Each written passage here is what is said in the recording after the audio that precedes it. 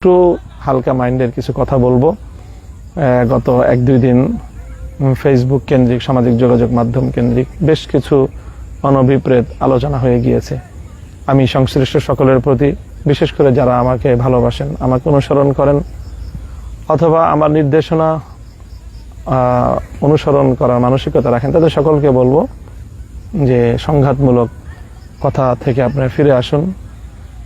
অপরের সম্মান যখন আপনি হানি করবেন, তখন আপনার প্রিয়জনেরও সম্মান আরেকজন হানি করবে। যে এই মূলনীতিকে আমরা সকলে লক্ষ্য রাখি। আল্লাহ পাক রব্বুল আলামিন কোরআনে কারীমের মধ্যে আমাদেরকে সেই নীতির কথা বারবার স্মরণ করিয়ে দিয়েছেন। আল্লাহ বলেছেন, লা তাসুব্বুল্লাযীনা ইয়াদউনা মিন দুনিল্লাহ ফায়াসুব্বুল্লাহ আদওয়ান বিগাইরি ইলমিন। আল্লাহকে বাদ দিয়ে অমুসলিমরা বা মুশরিকরা তারা তাদের যে সকল উপাস্যদেরকে পূজা করে, তোমরা তাদেরকে গালি দিও না, তাদেরকে তোমরা আজে বাজে মন্তব্যে জর্জরিত করো না।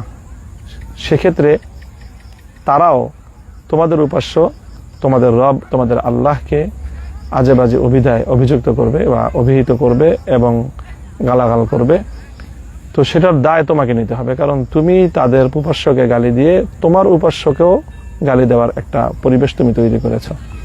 এই মূলনীতির আলোকে আমরা সকলেই সংযত থাকব এবং একেবারেই কোনো ব্যাপারে যদি সমালোচনা করতে হয়, অত্যন্ত মার্জিত ভাষায়, ভদ্র ভাষায় এবং সহি নিয়তে, ইসলাহের নিয়তে আমরা সেই ক্রিটিসিজম করব বা সমালোচনা করব অবশ্যই, কিন্তু সেটা অবশ্যই যেন সভ্যতা, ভদ্রতা, শালীনতা এবং